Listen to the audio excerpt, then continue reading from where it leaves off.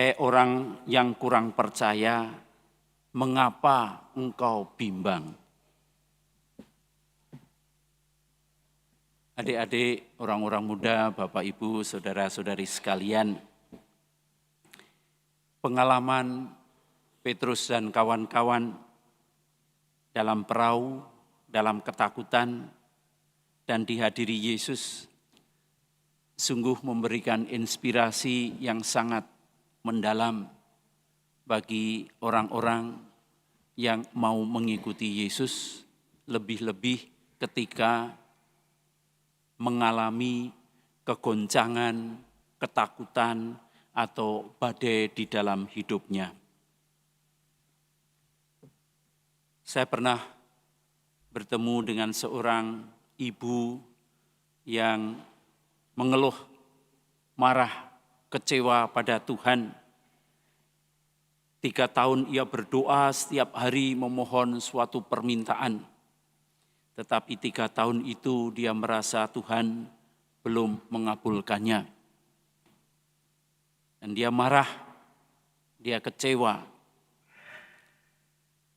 Dan katanya pada suatu hari dia berdoa di sebuah gua Maria. Dan merasa bahwa Tuhan itu hadir. Tetapi dia disibukkan oleh kemarahannya, oleh kekecewaannya, oleh frustrasinya, maka dia protes kepada Tuhan. Tuhan, kenapa sudah 3 tahun aku berdoa minta ini tidak dikabulkan? Apakah Tuhan tidak mencintai saya? Dan litani ketidakpuasan disampaikan pada Tuhan. Dia tidak tahu bahwa Tuhan sedang duduk di sampingnya. Bapak, Ibu, saudara-saudari sekalian, barangkali pengalaman-pengalaman seperti itu bisa saja terjadi pada Bapak, Ibu, saudara-saudari sekalian. Juga ketika suatu saat sedang mengalami badai, entah dalam keluarga, entah dalam pekerjaan, atau dalam relasi dengan teman-temannya, atau dalam kondisi apapun.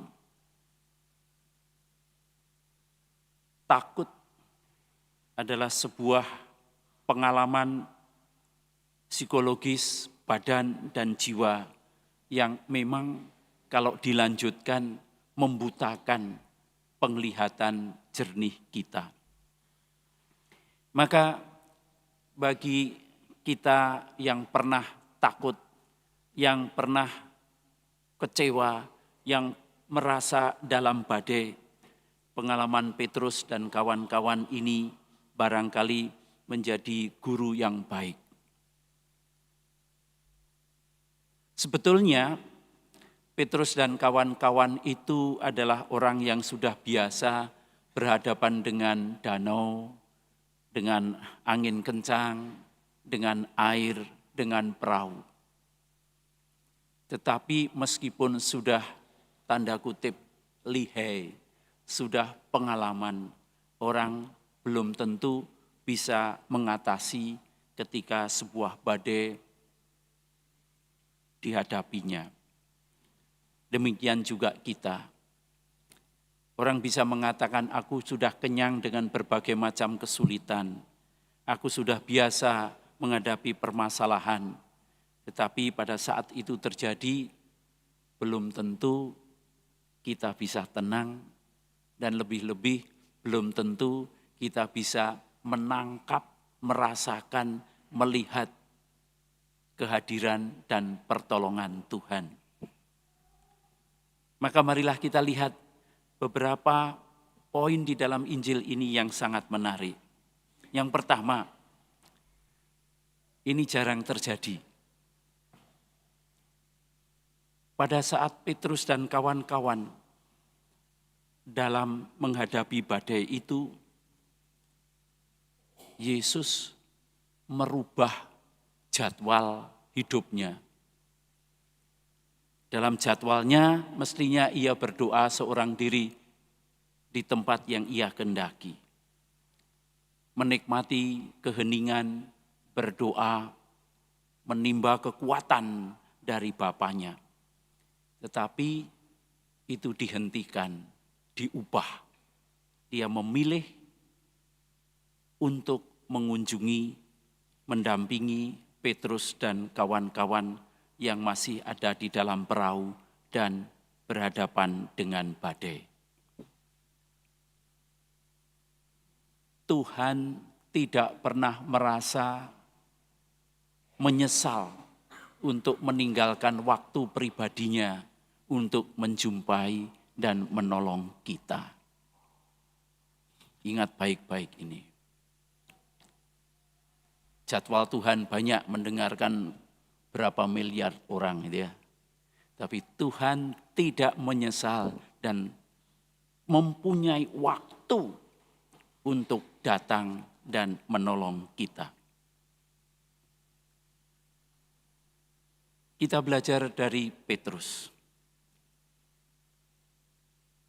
Petrus dan kawan-kawan dalam badai itu, dalam kesulitan, dalam krisis, dalam ketakutan, tersedot oleh perasaan takutnya sehingga tidak mampu melihat kehadiran Allah itu sebagai sesuatu yang menuntunnya. Itu hantu. Bahkan Tuhan yang ingin menolong dianggap sebagai kehadiran sesuatu yang semakin menakutkan. Bukankah itu juga sering terjadi pada kita? Ketika kita tersedot oleh pikiran-pikiran kita sendiri, perasaan frustrasi atau keinginan-keinginan yang begitu kuat, atau ketakutan, kekhawatiran yang lain. Permintaan Tuhan untuk tenang, ini aku, jangan takut. Tidak berhasil kita dengarkan dengan baik. Yang muncul adalah ingin menguji Allah. Kalau benar Tuhan, suruhlah aku berjalan di atas air seperti Engkau. Ada godaan besar di dalam hidup kita, itu untuk membuktikan Tuhan dengan cara aku bisa berlaku seperti Tuhan. Sebetulnya itu permintaan yang mustahil. Tetapi karena keinginan kita dari sebuah ketakutan, lalu kita meminta sesuatu yang mustahil dan seperti memaksa Tuhan untuk mengerjakannya. Tapi sekali lagi, Yesus itu dengan rela, datanglah.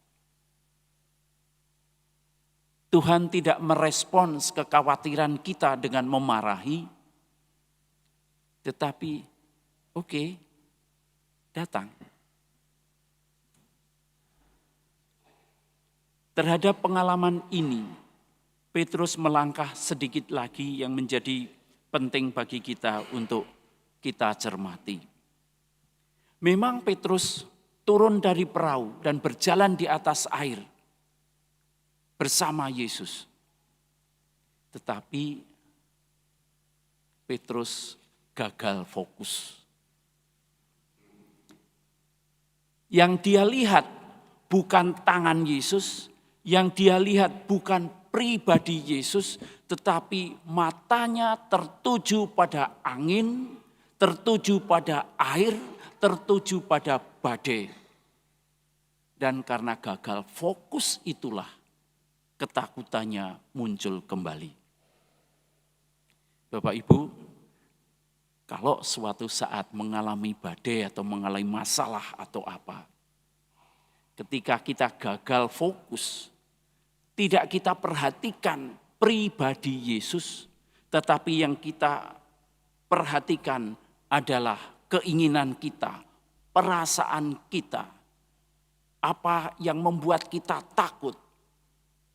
Lalu justru tuntunan Tuhan itu pun seperti tidak kita tanggapi. Atau kita menanggapinya secara keliru. Dan seperti Petrus bisa tenggelam. Kita pun bisa jatuh lagi. Dalam banyak krisis yang dialami oleh saudara-saudari kita, sangat sering bahwa orang menjadi tidak berhasil mendengarkan dan melihat kehadiran Tuhan itu, tetapi sibuk dengan ketakutannya sendiri, sehingga tidak mendengarkan Tuhan dan akhirnya malah semakin turun dan akan tenggelam. Maka soal utamanya adalah bagaimana kita dalam saat-saat krisis, dalam saat-saat pahit, kita tetap berlatih untuk memfokuskan arah hidup kita pada Yesus. Begitu kita gagal fokus, kemungkinan untuk jatuh itu tetap terjadi. Kegagalan Petrus adalah cermin wajah kegagalan kita. Meskipun sudah dituntun oleh tangan Tuhan, kita bisa jatuh.